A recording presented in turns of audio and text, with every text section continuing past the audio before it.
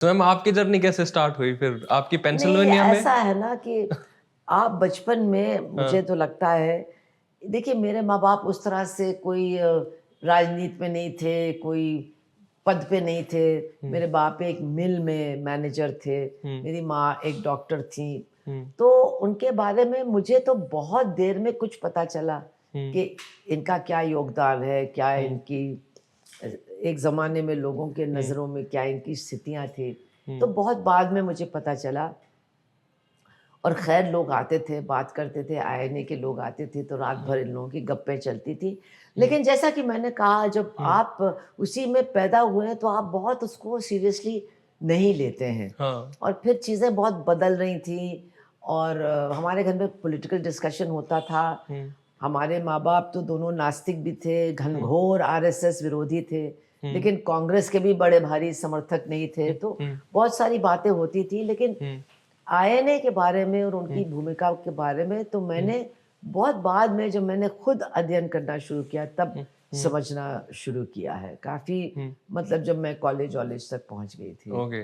तो जब कानपुर में ईएमएस आए तब आपने वो तो बाद की बात है। वो और भी वो बात की तो बात है। 1969-70 की बात है। हाँ, तो जब आप पेंसिल्वेनिया गए तब तो वो वहाँ वो पे वियतनाम वॉर के खिलाफ नहीं, बड़े तो वो तो हम प्रोटेस्ट और स्टूडेंट मूवमेंट में हाँ, काफ़ी एक्टिव हो गए थे। वहाँ हुँ, हमको हम लोगों ने एक बहुत बड़ी यूनिवर्सिटी का उ हुँ, टेक ओवर भी किया था, यूनिवर्सिटी ऑफ पेंसिल्वेनिया का, हुँ, कुछ मुद्दों को लेकर के। हुँ, स्टूडेंट मूवमेंट में हम काफ़ी एक्टिव हो गए थे हुँ, और तरह-तरह के लोग थे उस मूवमेंट में। तो हुँ, मेरी दोस्त मुझे अच्छी लगी बात हुँ, एक ग्रुप की, जो हुँ, अपने आप को बहुत गंभीर मार्क्सवादी समझते थे। अच्छा, तो बाद में फिर उनके साथ बातचीत करना, कुछ क्लासेस अटेंड करना, हुँ, तो मुझे भी लगा कि हाँ, यही हुँ, एक सही तरीका है। तो हुँ, तब तक मेरे ख़्याल से हुँ, 68 आ गया था और 68 मैं 67 से 69 हुँ, के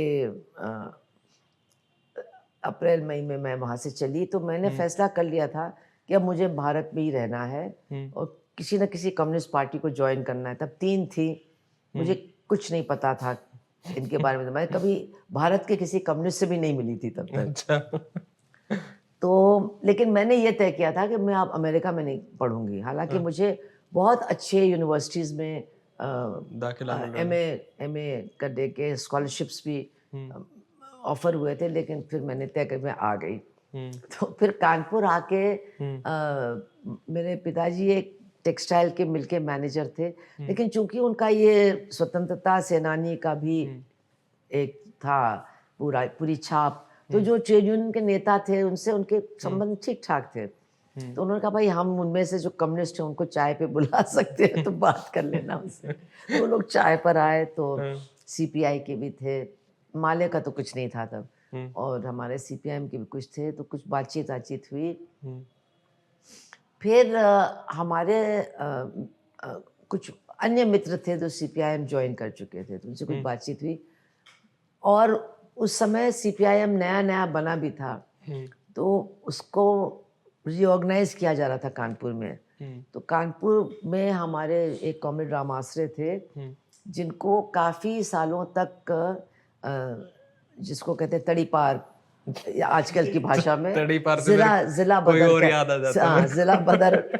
कहते थे उस समय। हाँ, तो वो हाँ। इरफान साहब के पास भी रहे अंडरग्राउंड, अच्छा बहुत वहाँ दोस्ती वहाँ थी। पे? अलीगढ़, अलीगढ़ में? बहुत दोस्ती थी उन सब, इक़्तिदार आलम, हाँ, इफ्तिख़ार सबसे। हाँ। तो वो फिर सेक्रेटरी चुने गए कानपुर के। हुँ, तो फिर मैं एक दिन, मुझे याद है बड़ी गर्मी थी, मैं रिक्शे में निकली उनको ढूँढते हुए। हुँ, तो मैं गई, छोटे से 2 कमरों की जगह में वो रहते थे। बहुत हुँ, गरीब घर के थे, कॉमरेड राम आश्रय। हुँ, तो वो बैठे थे वहाँ और उनका एक यूनिफ़ॉर्म था। हुँ, वो खादी ग्रामोद्योग से आधी आस्तीन का हुँ, कुर्ता, हाँ, छोटा, और हाँ, वो एक शॉर्ट्स टाइप का उसी हाँ, का। तो उसी में वो बैठे हुए थे। तो बहुत ही बढ़िया आदमी, बहुत ही ज़हीन, हुँ, बहुत ही पढ़े-लिखे और हुँ, बहुत ही अच्छा व्यवहार कुशल, मतलब घंटों उनसे बात हुई। हुँ, तो उन्होंने मुझसे कहा कि देखो, हुँ, तुम बड़े घर की हो, ये वो, हुँ, तो तुम ये मत सोचो कि तुम दिल्ली जाओ और कोई प्रोफ़ेसर बन जाओ, ये हुँ, सब, तुम ट्रेड यूनियन में काम करना शुरू करो। हुँ, मैंने कहा ठीक है। तो मैंने उनके साथ फिर वहाँ काम करना थोड़ा-थोड़ा शुरू किया हुँ, और मुझे याद है कॉमरेड शिव वर्मा तब लखनऊ में थे, हम्म, वो सबसे पहली आम सभा में वो हमको लेकर के गए। और ओके। वो एक जो एक कस्बा होता है उसके बाजार में था, एक बैलगाड़ी के ऊपर खड़े होकर के हमको भाषण देना पड़ा। मेरी समझ में नहीं आया मैं क्या बोलूं हिंदी में, मेरी और मेरे पैर हिल रहे थे नीचे। तो फिर मैंने सोचा कि इन लोग, कॉमरेड रामाश्रय ने हमेशा मुझसे कहा था, जब भी तुम बोलो तो जो लोग सुन रहे हैं उनकी तरफ देख के बोलो, ताकि वो ऊब रहे हैं, उनको अच्छा लग रहा है, समझ में आ रहा है, वो सब तुमको पता चलेगा। हाँ, तो फिर मैंने सोचा कि मैं इनको यही बताऊं कि मैं क्यों कम्युनिस्टों के प्रति मुझे आकर्षण हुआ। मैंने बताया कि मैं अमेरिका गई और अमेरिका में ये देखा वो देखा, तो लोगों की आंखें निकल रही थी। तो ये मेरा पहला भाषण था। उसके बाद तो फिर ट्रेड यूनियन, फिर उस समय कॉमरेड EMS नंबूद्रीपाल जनरल सेक्रेटरी थे पार्टी के ऑल इंडिया। तो वो आए यूपी में, काफ़ी दिन उन्होंने दिया, टाइम समय दिया। वो लोग कितना काम करते थे, ट्रेन से ही चलते थे, कंप्यूटर नहीं था, रोज़ सुबह 2 घंटे लिखते थे, सफ़र करते थे, सब कुछ करते थे, कमाल के लोग थे। 3 दिन आपके घर भी रहे वो तीन, फिर? अच्छा, तो फिर जब उनके आने की बात हुई, हाँ, तो आप कॉमरेड रामाश्रय की मुसीबत कि पैसा ऐसा था नहीं, हाँ, कोई भी मिडिल क्लास का आदमी CPI छोड़ करके CPI में नहीं आया था। हाँ, तो फिर वो हमारे माँ बाप से काफ़ी बातचीत तब तक होती रहती थी, वो लोग भी पसंद करते थे। तो उन्होंने आके रिक्वेस्ट किया कि क्या वो यहाँ रह सकते हैं। तो उन्होंने बहुत खुशी हो करके, हालांकि मैं आपको बता दूं मेरे माँ बाप उस समय काफ़ी कम्युनिस्ट विरोधी थे, क्योंकि कम्युनिस्टों ने जो सुभाष टेक चंद्र था, बोस हाँ, के बारे में काफ़ी कुछ कहा। तो वो तो एक बात हो सकती है कि जापानियों का साथ देना आपको ठीक नहीं लगा, लेकिन ये कि वो गद्दार थे, हाँ, देश प्रेमी बहुत नहीं थे, ये रिजिड, सब हाँ, काफ़ी, तो वो तो थी। लेकिन EMS फ्रीडम फाइटर रहे हैं। EMS का एक वो था, मेरी माँ केरला की, तो उन्होंने बहुत खुशी खुशी कहा कि नहीं बिल्कुल रह सकते। तो 3 दिन वो हमारे घर में रहे, उन्होंने काफ़ी मुझसे बात की और मुझे कन्विंस भी किया कि नहीं पार्टी ज्वाइन कर लो। और फिर कहने लगे ये कोई शादी की तरह थोड़ी ना है, अगर तुम्हें ठीक नहीं लगे तो छोड़ सकती हो।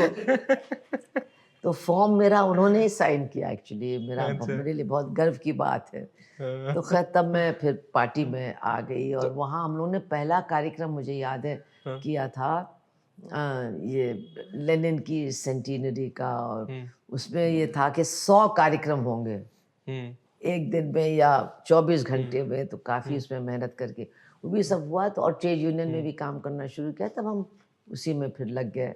ओके। सो MP का कैसे बने फिर आप? नहीं, MP तो बहुत दिन बाद बने। 89 में MP, ना? हाँ, तो हम तो 69-70 में हमने ज्वाइन की पार्टी हाँ, कानपुर में।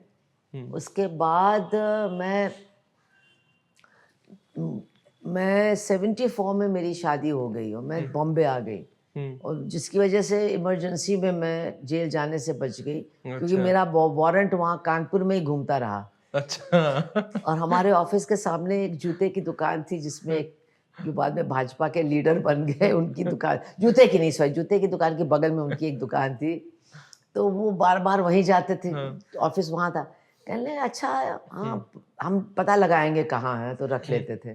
फिर वो हफ्ते भर आता था, कुछ नहीं, कुछ पता लग रहा है कहीं, मतलब इस तरह से मदद की उन्होंने। हाँ, फिर वो कई दिन बाद उन्होंने कहा नहीं, वो तो कुछ पता ही नहीं चल रहा है कहाँ है, अब हमको भी नहीं पता चल रहा है। तो वो वारंट लौट गया फिर। तब आप फ़िल्मों में आ गए फिर? नहीं नहीं नहीं, कुछ नहीं फिल्मों में, तब तक हम बॉम्बे आए थे, हाँ, फिल्मों का तो कॉस्ट्यूम डिज़ाइन कर रहे थे आप नहीं, उमराव जान कुछ के? नहीं, वो तो फिर 80s की बात है। हाँ, हाँ। ये तो इमरजेंसी में कहाँ उमराव जान और कहाँ ये सब कुछ नहीं। मैं तो रेलवे स्ट्राइक में इन्वॉल्व थी उस समय, अच्छा, वहाँ पे। बॉम्बे जा करके, और फिर हाँ, पूरी इमरजेंसी के दौरान फिर 75 में मेरा बेटा भी पैदा हुआ। तो वो तो काफ़ी एक्टिविटीज़ तो बंद थी उस समय, कुछ छोटी मोटी कॉन्स्टिट्यूशन को लेकर के सेमिनार टाइप की होती थी। लेकिन फिर जब 77 आया, तब मैंने एक नौकरी भी करनी शुरू कर दी, उसको छोड़ दी और फुल टाइम काम करना शुरू कर दिया CPIM का। उस इलेक्शन कैंपेन में यूपी वाले बहुत हैं, तो उनके इलाकों में मतलब मीटिंग करना और फिर वहीं काम करना। पार्टी का एक कुरला नाम की जगह है, अच्छा, वहाँ पे। वहाँ रोज़ जाते थे, रोज़ वहीं काम करते थे। तो मैम, आज अगर आज की बात करें तो आज के बारे में ये कहा जाता है कि भाई जो CPIM और जो कम्युनिस्ट लोग हैं, ये समाज की सच्चाई से दूर हो गए हैं, क्योंकि एक एलीट तरीके से ये नहीं, काम समाज करते की हैं। सच्चाइयों से हाँ, दूर नहीं हुए, हाँ, समाज में बहुत बड़े परिवर्तन हो गए हैं। हाँ, और जो सबसे बड़ा परिवर्तन हुआ है वो ये है कि जो हमारे देश की जनता के ऊपर, उनके ज़हन के ऊपर, सोच के ऊपर, जिसको हम मनुवादी विचार कहते हैं, उसकी बड़ी गहरी छाप है। और संविधान पारित हुआ उसके बावजूद, और जो संविधान पारित होने के बाद आज़ादी के पहले के दशकों में जो एक कोशिश की गई कि एक नए तरीके से लोग सोचें, नए तरीके का अध्ययन करें, इतिहास लिखा जाए, सही इतिहास, और महिला पुरुष के बीच की दूरी, ये सब सांप्रदायिकता, इन सारी चीज़ों के खिलाफ माहौल तैयार किया जाए, साइंटिफिक थिंकिंग का किया जाए, इसका कुछ प्रयास हुआ। तो इससे कुछ परिवर्तन भी आया, लेकिन मेरा ये मानना है कि चूंकि जो हमारे देश में सत्ता थी, वो तो जो पूंजीपति के प्रतिनिधि थे, जो जमींदारों के प्रतिनिधि थे, भले कांग्रेस में रहा हो या समाजवादी पार्टी में, या कि उनके हाथ में उन्हीं के आए, हाथ में रही। तो उनके लिए मनुवादी विचारधारा भी एक शोषण को बनाए रखने के लिए फायदेमंद वैचारिक हथियार है। तो उन्होंने भी उसके खिलाफ, जातिवाद के खिलाफ, सांप्रदायिकता के खिलाफ उस तरह की मौलिक लड़ाई नहीं लड़ी उसको समाप्त करने की। काफी हद तक उसको भी जिंदा रहने दिया, और कुछ सेक्युलर विचार, कुछ जनवादी विचार भी मतलब पोषित करने का काम किया। तो डॉक्टर अंबेडकर ने ये कहा था उसके बाद, संविधान पारित होने के बाद, कि हमारे देश में जनतंत्र की जो जमीन है उसकी बहुत पतली परत है। हमारे जमीन धरती पर प्रजातंत्र की परत बहुत पतली है, और उसकी जो जड़ें हैं बहुत कमजोर हैं। एक उसको वो ब्राह्मणवादी कहते थे, जातिवादी, हम उसको मनुवादी कहते हैं, क्योंकि कई और चीजें उसमें आ जाती हैं। वो सोच हावी है, जब तक उसके खिलाफ हम लोग नहीं लड़ेंगे। तो सोच के खिलाफ लड़ने भी आपको भौतिक चीजों में परिवर्तन लाना पड़ेगा ना। जब तक आप भौतिक सच्चाई में परिवर्तन नहीं लाएंगे, तब तक वो सोच भी नहीं बदली जाएगी। तो भौतिक परिवर्तन तो उस तरह का हुआ नहीं। शोषण की व्यवस्था गांवों में, शहरों में बनी रही, और उस पूंजीवादी व्यवस्था ने भी उन पुराने विचारधाराओं का इस्तेमाल किया, जिस पुरुष प्रधानता जो समाया हुआ है मनुवाद में, अपने आप को मजबूत करने के लिए, तो वो बना रहा। और इसीलिए जब लोग कहते हैं कि ये भाई आप लोग समझ नहीं पाए, भाजपा इतनी ताकतवर हो गई, तो हमको याद करना चाहिए कि जो आरएसएस थी, इसने तो 1949 में ही कह दिया था कि हम इस संविधान को नहीं मानते, हम तो मनुस्मृति को मानते हैं। और देश के अंदर इसके खिलाफ कोई इतना बड़ा आंदोलन या इतनी बड़ी कोई मुहिम या इतने बड़े पैमाने पर कोई नफरत नहीं पैदा हुई कि अरे ये लोग तो संविधान को ही नहीं मानते, ये तो मनुवादी हैं, क्योंकि लोग भी मनुवादी हैं। और ऐसा नहीं है कि सिर्फ उच्च जाति के लोग हैं, वो तो हैं ही काफी हद तक, लेकिन जो और भी जातियां हैं, डॉक्टर अंबेडकर ने ये कहा था कि हमारे यहाँ एक विभाजित असमानता है, यानी ग्रेडेड इनइक्वालिटी है। yes. तो एक दो हिस्सों में समाज नहीं बटा है, कई कई कई हिस्सों में बटा है। और ये व्यवस्था ऐसी है जिसने हर जाति को भी बांटा है। तो हर समूह अपने से नीचे किसी समूह को रखना चाहता है, और अपने से ऊपर के समूह के नजदीक पहुंचना चाहता है। ये बहुत प्रबल इच्छा है हर एक भारतीय के अंदर। और पुरुष तो महिलाओं को निचले दर्जे पे रखने ही चाहते हैं। और जो हमारे समाज में जातिवादी सोच के शिकार लोग हैं, वो तो निश्चित रूप से महिलाओं की स्वतंत्रता के विरोधी हैं, क्योंकि महिलाएं स्वतंत्र हो जाएंगी, अंतर जाति शादी करेंगी, तो फिर तो वर्ण व्यवस्था समाप्त हो जाएगी ना। तो इसलिए इनके सत्ता में आने से पहले ही ऐसा नहीं है कि कोई जमीन प्रजातंत्र के खिलाफ तैयार नहीं थी, बहुत जबरदस्त जमीन तैयार थी। और अगर आप तमाम घटनाओं को देखिए कि ऑनर किलिंग के खिलाफ कोई भी सरकार एक जिसको कहना चाहिए संपूर्ण रूप के कानून को बनाने के लिए तैयार नहीं हुई, क्योंकि उनके अंदर के लोग भी अंतरजातीय शादी के विरोधी हैं, जात प्रथा को बनाए वो रखना उस चाहते हैं। कल्चर का पार्ट है। महिला आरक्षण बिल, चाहे कांग्रेस आई हो, चाहे वो ये विपक्षी जो यूनाइटेड फ्रंट टाइप की बन के आती थी, उन्होंने भी उसको पारित नहीं होने दिया, अड़ंगे हमेशा लगाते रहे। और जाति उत्पीड़न की घटनाएं समाप्त नहीं हुई। SC/ST एक्ट भी बन गया, उसके बाद भी चलती रही।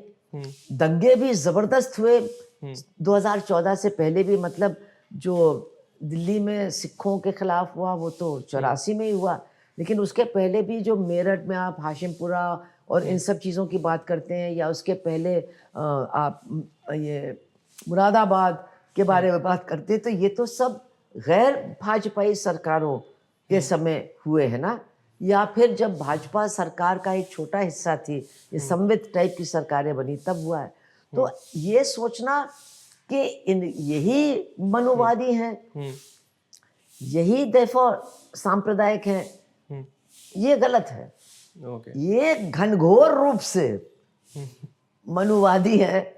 इनकी पूरी राजनीति सांप्रदायिकता और सांप्रदायिक ध्रुवीकरण पे ही आधारित है, निर्भर है।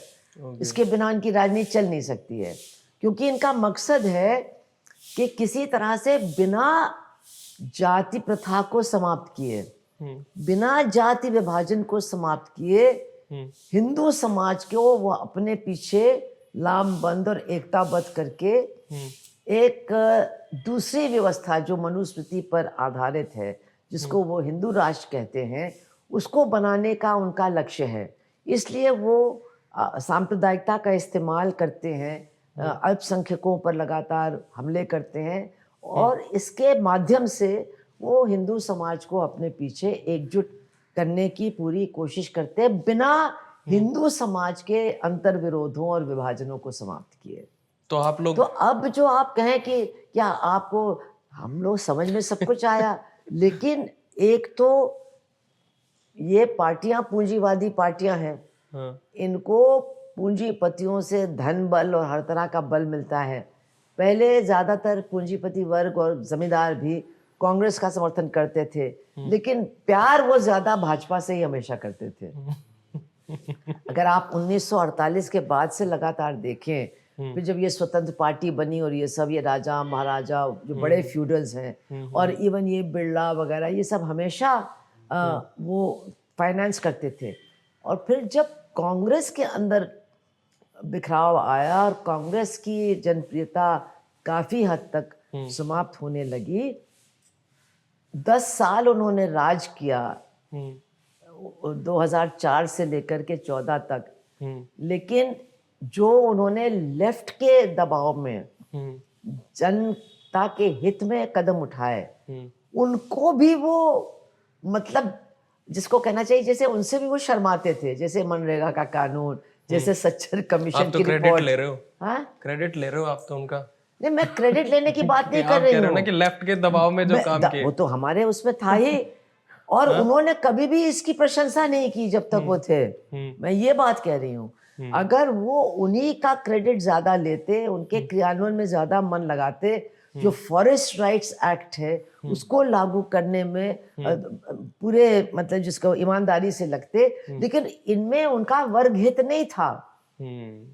आपको याद होगा, मनमोहन सिंह हैं आजकल, उनकी बहुत जब बुश आए तो उन्होंने बुश से कहा, we love Bush, India loves Bush, जबकि उस समय America also didn't love Bush, you know. तो मेरा कहने का मतलब ये है, बहुत बड़ा मौका उन्होंने नव उदारवाद को ही आगे बढ़ाने के लिए किया।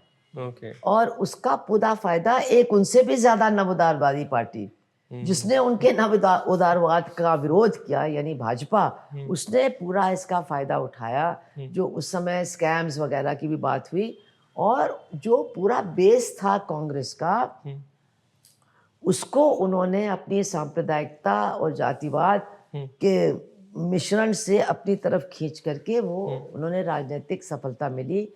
और उसके बाद जो पूरा का पूरा पूंजीपति वर्ग है हमारे देश का, और विदेश के लोग भी, और जमींदार का, ये सब एक तरह से पूरी तरह से इनके समर्थन में जुट गए हैं। बाकी जो पूंजीवादी पार्टियां उनकी मदद वो करते हैं, लेकिन उस तरह से नहीं जिस तरह से इनकी। और अब जो मीडिया पर, चूंकि मीडिया पर कब्जा हमारे दो बड़े घरानों ने कर लिया है, और वो दो बड़े घराने हमारे मतलब शासकों की जेब में है, तो पूरा मीडिया जो मेन स्ट्रीम मीडिया है और जो वो लोगों को बता रहा है, वो सिर्फ वही बता रहा है जो भाजपा जनता को बताना चाहती है।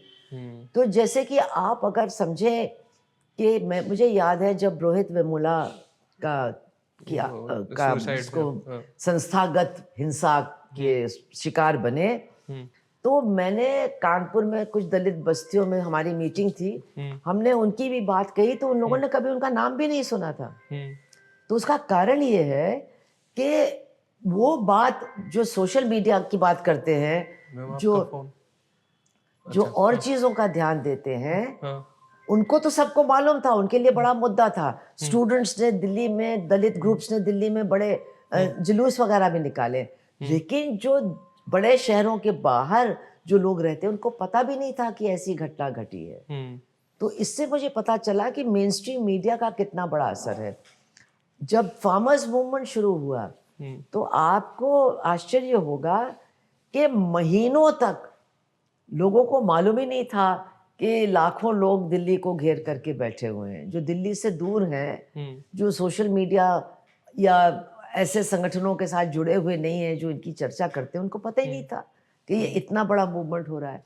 तो ये जो मीडिया पर इनका कब्जा है और इसका जो असर है कितना ज़बरदस्त है, ये अभी तक शायद हम लोगों के समझ में नहीं आया, क्योंकि सोशल मीडिया में भी वो घुसे हुए हैं। तो जो हर तरह का मीडिया है, हमको लगता है, क्योंकि हम लोग बहुत कुछ सोशल मीडिया में जो हमें अच्छा लगता है देखते रहते हैं, और क्या वो पॉपुलर भी है।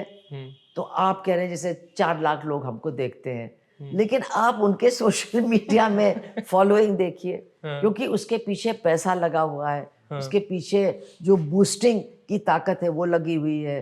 तो ये तमाम चीज़ों का उन्होंने धर्म का, धार्मिक भावनाओं का, धार्मिक उन्माद का, लोगों के अंदर जो सांप्रदायिक भावनाएं दबी हुई थी उनको उभार करके, जो लोगों की जातिवादी भावनाएं हैं उनको एक तरफ उभार करके, और सब लोग जो ऊंची जात के लोग हैं वो मानते हैं कि ये रिजर्वेशन ख़त्म कर ही रहे हैं और ख़त्म कर देंगे, और फिर इसके साथ साथ जो पीड़ित जातियां हैं उनको धर्म के नाम पर उनको दूसरे धर्मों के लोगों के खिलाफ खड़ा करके कि ये तुम्हारा रिजर्वेशन ले लेंगे, जो तुम्हारे जात के लोग धर्म बदल चुके हैं, अगर इनका रिजर्वेशन हम ख़त्म कर देंगे तो तुमको ज़्यादा रिजर्वेशन मिल जाएगा। तो ये काम और कोई कर नहीं सकता है, पर इनके अलावा इन तमाम कामों को कोई कर नहीं सकता है। कैसे करेंगे? तो बहुत आसान है आपके लिए कहना कि आप लोग फेल हो गए, आप लोग फेल हो गए। अरे आप इतना कह रहे हो, आप बताइए आप कितने लोगों को कन्विंस कर पाए हैं? आप तो लेफ्ट नहीं है, आप हमारी तरह पूरा बुड्ढे नहीं पार्टी है। हो, हम थोड़ी लेफ्ट थोड़ी है। मैम वॉल्टर बेंजामिन का एक कोट है कि fascism is always the product of defeat of left wing, क्योंकि आप लोग जो हो उस स्पेस को कवर नहीं कर पाए, इसलिए ये सारा का सारा हो रहा है। आप लोग हमारे ऊपर डाल करके खुश हो जाओ तो बहुत अच्छी बात है। मैं कह रही हूँ अगर आपको लगता है कि जनवाद खतरे में है, तो फिर ये सिर्फ लेफ्ट का काम नहीं है उसको बचाना, ये फिर हर नागरिक का काम है उसको बचाना। और इसके लिए आपको लेफ्ट के प्रति जो आपके अंदर दुर्भावनाएं हैं उनको भी समाप्त करना पड़ेगा, उसके लिए भी लड़ना पड़ेगा। आप उसके बगैर नहीं कर सकते इस बात को, ये आप समझ लीजिए अच्छी तरह से। लोगों में दुर्भावना नहीं है, वो लोगों के अंदर फिर ठीक है बना रहे हैं, तो नहीं, नहीं है। मैं तो ये कह रहा हूँ लोगों में दुर्भावना कहाँ है? बहुत दुर्भावना है। जब फार्मर्स मूवमेंट चला था, हाँ, तो उसमें पूरा लेफ्ट वहां था। हाँ, तो वो ये कितने लोगों को मालूम है? जिनको मालूम है जो वहां थे उन्होंने अपनी भावना कुछ बदली है लेफ्ट के बारे में। जो और तमाम लोग हैं इस देश में जो पहचान की राजनीति के जबरदस्त तरीके से शिकार हैं और अपने आप को डेमोक्रेटिक मूवमेंट का हिस्सा मानते हैं, वो घनघोर तरीके से लेफ्ट के खिलाफ हैं। क्योंकि उनका घनघोर तरीके से उनको लगता है जो उनमें ईमानदार लोग हैं वो ईमानदारी से उस पॉलिटिक्स को मानते हैं, जो नहीं है उनको लगता है कि हम अगर इनके साथ चले गए तो हमारी फॉलोइंग इनके साथ चली जाएगी। ये भी है। ये तो हमको कांशीराम ने स्पष्ट पता, हमारे साथ थे पार्लियामेंट में, हमारी बड़ी दोस्ती थी क्योंकि वो भी होशियारपुर के हैं और मेरी जो दादी थी वो भी होशियारपुर की थी। वो उनकी बुक शॉप में स्टेशनरी खरीदने जाते भी थे। देखो कितने प्रिविलेज्ड हो आप, नहीं, कोई ना कोई कनेक्शन हर किसी आदमी से आपका। एक हांडा, आप अगर होशियारपुर जाओगे तो हांडा बुक शॉप आज भी लोग याद करते हैं क्योंकि एक जमाने में उसके अलावा कोई दूसरी बुक शॉप ही नहीं थी होशियारपुर में स्टेशन के पास। तो वो मेरी दादी हांडा थी। तो एक जगह है मुकेरियां, उसी वहीं की बात है, तो वो भी वहीं के हैं। अच्छा, तो क्या बताया काशीराम? नहीं, तो मैंने उनसे कहा कि आप लेफ्ट के क्यों खिलाफ हो? कहने मैं लेफ्ट के बिल्कुल खिलाफ नहीं हूँ। मैं तो चाहता हूँ कि लेफ्ट और भी ज्यादा ये जो वर्ण की पॉलिटिक्स है उसको समझे। लेकिन आप कहे कि मैं ज्वाइंट करूं, मैं क्यों ज्वाइंट करूं? मैं अपनी फॉलोइंग को क्यों आपके हवाले कर दूं? ठीक बात है। ठीक बात है तो आप कह रहे हो ना ठीक बात नहीं है। ये पॉलिटिकल जिसको कहना चाहिए संकीर्णता है ना। तो मैम वो आपके साथ आगे क्यों खड़े हो जाए जब आप खुद लोग ही मेहनत नहीं करते? अरे भाई वो बात नहीं वो कह रहे थे, ये आप क्यों कह रहे हो? मैं कह रही हूँ जो वो कह रहे थे, जो आप उनको रिस्पेक्ट दीजिए, उन्हीं की बात कहिए ना। उन्होंने कहा अगर मैं आपके साथ ज्वाइंट कार्यक्रम करूंगा तो मेरी फॉलोइंग का बड़ा हिस्सा आपके साथ चला जाएगा, ये उन्होंने कहा। ये बिल्कुल ये उन्होंने कहा।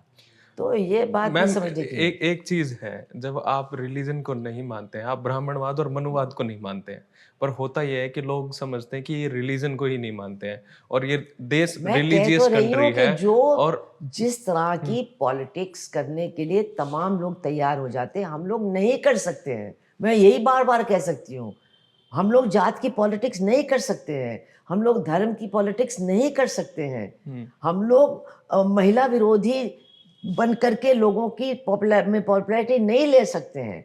तो हम लोग इस आजकल जो धारा है, मुख्य धारा है, उसके खिलाफ लड़ रहे हैं। वो मुश्किल काम है लेकिन करना पड़ेगा, किसी को तो करना पड़ेगा। अब हम देख रहे हैं कि जैसे अब जो चुनाव होते हैं, जैसे कि बिहार में चुनाव हुआ, उसका क्या परिणाम होने वाला मुझे नहीं मालूम, लेकिन कम से कम मुद्दों को तो लाया गया चुनाव के अंदर। इसी की लड़ाई हमारी कि मुद्दों पर लोगों के बीच में अब चर्चा होनी चाहिए। ये धर्म पर और जात पर कब तक हम लोग करते रहेंगे? और लोग भी समझ रहे हैं कि हम लोग जा कहाँ रहे हैं। अब आप देखिए दो बाबा लोग अब जन नेता बन गए, वो यात्रा निकाल रहे, हजारों लोग जुट रहे हैं। अब इसमें आप कहेंगे लेफ्ट की फेलियर, लेफ्ट का क्या फेलियर इसमें भाई? हम उनके खिलाफ यात्रा नहीं निकाल सकते हैं, हम वहां उस जमीन पर नहीं जा करके उनसे लड़ सकते हैं। तो ये जो जनता के अंदर ऑलरेडी भावनाएं मौजूद हैं उसका इस्तेमाल कर रहे हैं, तो और उन भावनाओं का विरोध हम लोग करते हैं।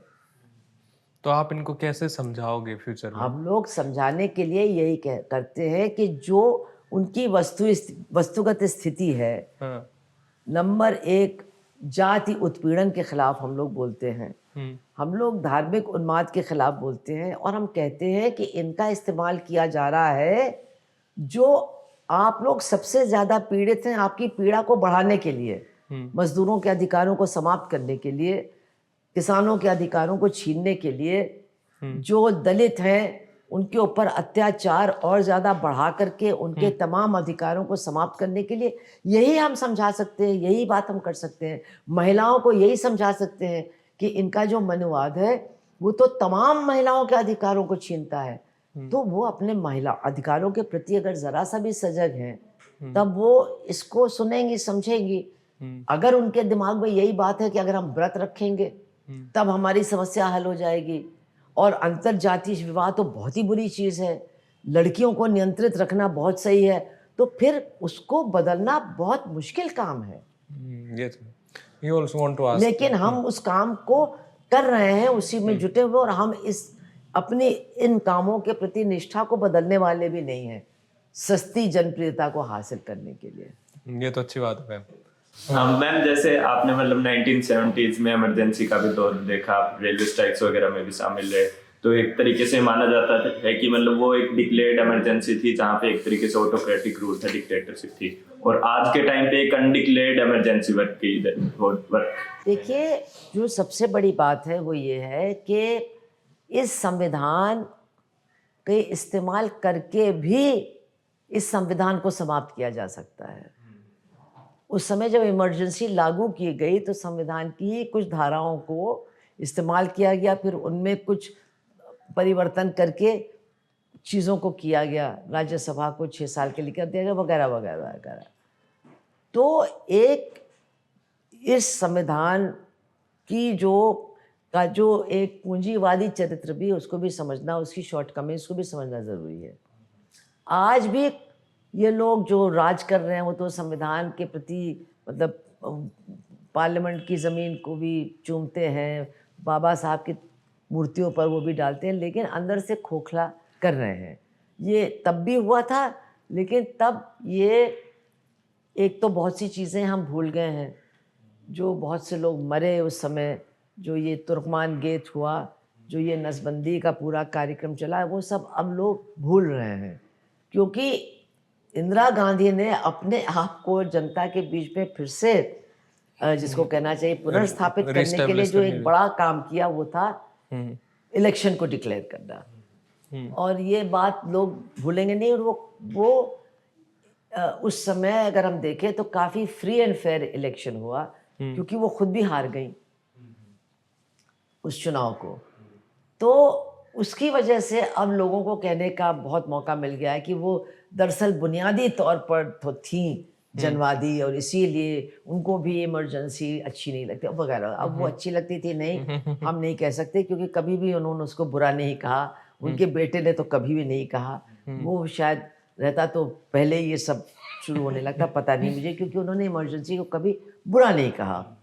और आरएसएस ने भी उस समय, अगर आपको याद होगा, तो उनके सरसंघचालक ने इंदिरा गांधी को चिट्ठी भेजी कि हम आपके 20 पॉइंट प्रोग्राम को सहयोग देना चाहते हैं, उसको जनता के बीच में लेकर के जाना चाहते हैं, इसलिए हमको जेल से छुड़वा दीजिए, हम आपके ही कार्यक्रम को लेकर के जनता के बीच में जाएंगे। तो ये तमाम लोग हैं, तमाम फोर्सेस हैं, जो निश्चित रूप से संविधान को समाप्त करके इस देश को तानाशाही और उस तरफ लेकर के जाना चाहते हैं। अब लोग इन चीज़ों को याद नहीं करते हैं। इसके पीछे बहुत से कारण हैं। जो लोग शासक थे पहले, वो भी नहीं बार बार याद दिलाते थे। अब ये स्वयं शासक बन गए तो ये तो बिल्कुल नहीं इन चीज़ों का याद दिलाएंगे। लेकिन जो लोग ये अल्टरनेटिव मीडिया चलाते हैं, वो भी इन चीज़ों को बहुत कम लोगों के सामने लाते हैं, बहुत कम। ये जो अब इमरजेंसी के दिन 26 जून को इन्होंने लोकतंत्र बचाओ दिवस के रूप में मनाए, जबकि इन्होंने खुद जेल से चिट्ठी भेजी कि हम समर्थन करते हैं आपके कार्यक्रम का, 20 सूत्री कार्यक्रम का। तो ये चीज़ें भी लोगों के बीच में, हम नहीं कहते लेफ्ट कितना कर सकता है, लेकिन जो अल्टरनेट मीडिया चला रहा है उनको इन सारी चीज़ों को भी लोगों के सामने लाना चाहिए। सिर्फ लोगों से बातचीत करना, इंटरव्यू करना, वो नहीं, बल्कि कभी भागवत से भी पूछिए कि भाई आपके लोगों ने ये क्या लिख के दिया था जेल से। और मैम, एक जैसे आपकी फैमिली आईएनएस से भी जुड़ी हो, एक टाइम वो जो देशभक्ति का एक माहौल था, देशभक्ति की एक डेफिनेशन थी कि नहीं, देशभक्ति का माहौल आज भी है, लेकिन देशभक्ति की परिभाषाएं बहुत बदल गई हैं। वही तो। और इसीलिए लोगों को समझना चाहिए कि जो लोग सबको ले करके, देश के हर नागरिक को देश का वासी मान करके सबके लिए जगह बनाने वाले देश के लिए लड़ रहे थे, वही असली देशभक्त है। ओके मैम, आखिर में बस 2-3 मिनट में छोटी छोटी बात पूछ लेता हूँ मैं आपसे। कौन सी ऐसी बुक है जिसने आपका पूरा वर्ल्ड व्यू ही चेंज कर दिया है, माइंड सेट ही चेंज कर दिया? कोई 2-4 किताबें।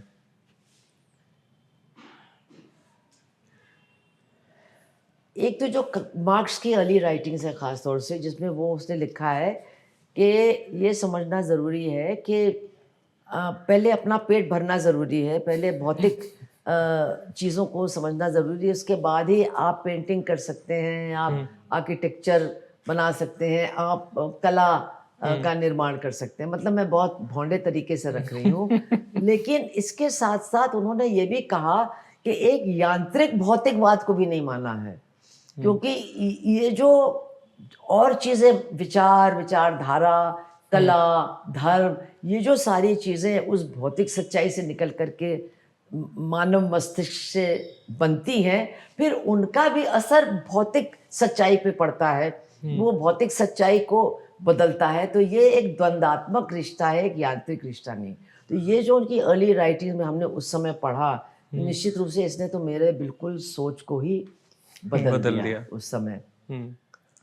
फिर उसके बाद अगर हम बताएं तो एक कई किताबें हमने पढ़ी, लेकिन हमारे जो कॉमरेड रामाश्रय थे उन्होंने हमसे कहा कि आप अगर तुम यूपी के मतलब समाज को समझना चाहती हो तो वो गीता प्रेस है, वहाँ से जाके रामचरितमानस लेके आओ, उसको पढ़ो।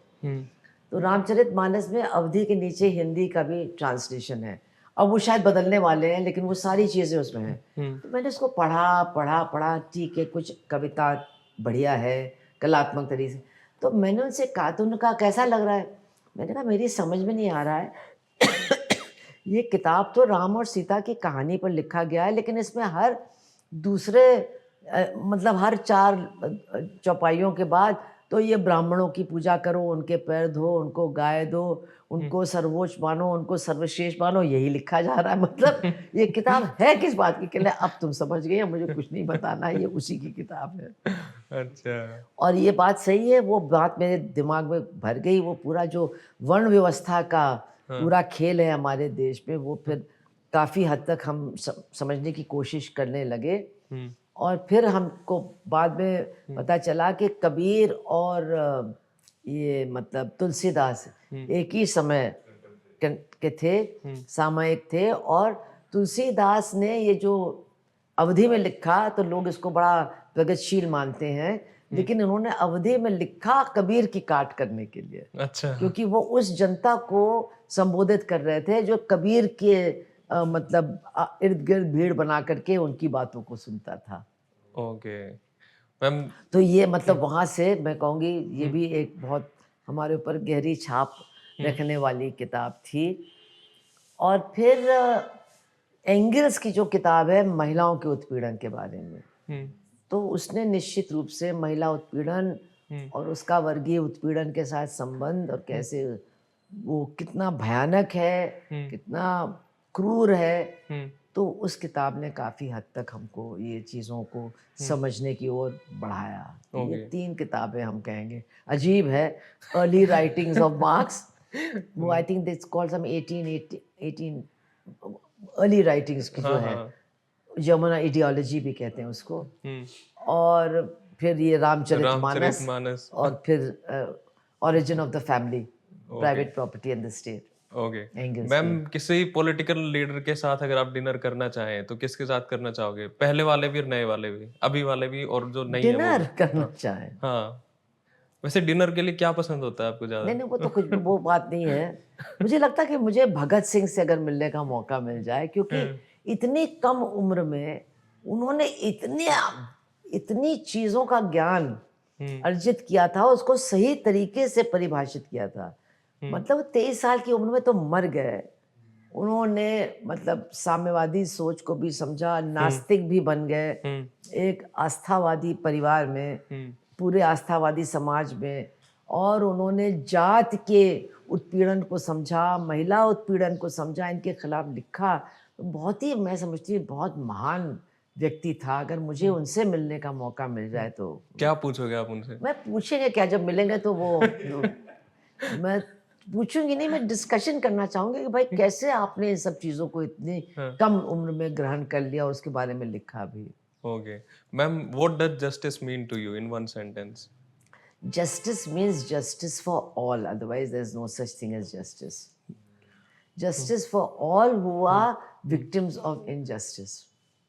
अच्छा, तो ये वो वॉल्टर बेंजामिन वाली लाइन आ गई दोबारा। कौन सी? जो मैंने फासिज्म और वो उसके ऊपर की, जो फासिज्म के ऊपर जो मैंने बताई थी ना, वो तो आपने जो बताया वो नहीं, मैं कह रही हूँ कि अगर कोई भी उत्पीड़न बचा रहता है तो जो बाकी लोग समझते हैं कि हम लोग उत्पीड़न के शिकार नहीं है, वो बहुत बड़े भ्रम को पाल रहे हैं। मैम, कोई ऐसी स्टोरी या कोई ऐसा मोमेंट आपके एक्टिविज्म के टाइम का जिसको याद करके अभी भी आपके फेस पे स्माइल आ जाता है? फेसबुक पे तो हम अपने बारे में कुछ लिखते फेस पे स्माइल आ जाता है, फेसबुक पे नहीं। अच्छा, कोई एक ऐसा मोमेंट, कोई एक ऐसी स्टोरी? बहुत हैं, अब किसको किसको याद करें, लेकिन अब जब आप कह रहे हैं तो एक तस्वीर मेरे सामने आ रही है। उसको ये नहीं कि मैं रोज़ उसको याद करती हूँ, लेकिन कानपुर में एक जूट मिल था और उस जूट मिल में पहले बहुत सारी महिला श्रमिक थीं और एक महिला श्रमिक 1947 जनवरी में एक उन लोगों ने, मज़दूरों ने एक जुलूस निकाला था सवेतन छुट्टी के लिए, तो गोली चली थी। लोग कहते हैं अंग्रेज़ों का ज़माना था, लेकिन यूपी में कांग्रेस की सरकार थी और 3 मज़दूर शहीद हुए थे, उनमें एक महिला मज़दूर भी थी। तो वो तो एक हमारे दिमाग में हम बात थी, लेकिन जब तक मैं जूट मिल की यूनियन में काम करने लगी, मतलब this must have been 70s की बात है ये, तो एक थोड़ी सी महिलाएं रह गई थी। अच्छा, एक महिला थी, उसका नाम था रामरती, वो विडो थी, तो वो ब्लाउज भी नहीं पहनती थी, केवल एक वाइट साड़ी पहनती थी और वो अपने आप को भक्तन भी कहती थी। वो पूरी तरह से वेजिटेरियन थी दलित समाज की, लेकिन वो बहुत ज़बरदस्त तरीके से मालिक के खिलाफ और यूनियन के साथ थी, ज़बरदस्त। और मुझे आज भी याद है कि बड़ी स्ट्राइक हुई थी जिस समय कॉमरेड रामासे का देहांत भी हुआ उस समय, और मजदूर को स्ट्राइक तोड़ने के लिए भी प्रेरित किया जा रहा था, तो वो कुछ जाते थे छिप छिप पे काम कर। तो ये अपने छोटे से कमरे के दरवाजे में अपनी फुकनी लेके खड़ी होती थी और भयानक गालियां देती थी और वो सब कहते थे अरे अम्मा, कहले अबे तो हम गाली दे रहे हैं, यहाँ आए तो फुकनी से खुपड़ी तोड़ दे। तो मैं कभी उसको, मतलब जो हम कहते हैं एक वर्गीय चरित्र, एक मजदूर वर्ग के योद्धा का चरित्र, एक क्लास स्ट्रगल की तस्वीर जो एक महिला है, वो निश्चित रूप से मेरे जहन में एक जबरदस्त छाप उसने छोड़ी हुई है। ओके, आखिरी सवाल मैम, भारतीय जनता पार्टी को आप कैसे देखते हैं? अरे उसके जवाब देने की क्या जरूरत, वो एक मनुवादी पार्टी है, आरएसएस द्वारा संचालित है और वो इस देश में घनघोर तरीके से मनुवाद को ही लागू करना चाहती है, मनुस्मृति को ही लागू करना चाहती है। और मनुस्मृति में लोग समझते हैं कि केवल वो दलितों और महिलाओं के खिलाफ है, नहीं, उसमें म्लेच्छों के खिलाफ भी बातें कही गई हैं जो कि मतलब हिंदू धर्म से बाहर हैं। और उसमें जो मालिक वर्ग है, जो साधन का मालिक है, उसकी मुंह पर पट्टी बांध करके सेवा की बात भी मनुस्मृति में शामिल है। तो ये उसी तरह के समाज में, आज के समाज में उस तरह की व्यवस्था को पूरी तरह से लागू करना चाहते हैं, जहां सारे अधिकार एक तरफ तो चंद पूंजीपतियों के हाथ में होंगे जिनको देश के सारे संसाधन सौंप दिए जाएंगे, पर्यावरण का भी नाश कर दिया जाएगा और जो जातिगत भेदभाव है वो और भी ज़्यादा बढ़ाया जाएगा। जो महिलाएं हैं उनको निराधिकार, अधिकार विहीन बना दिया जाएगा और जो इस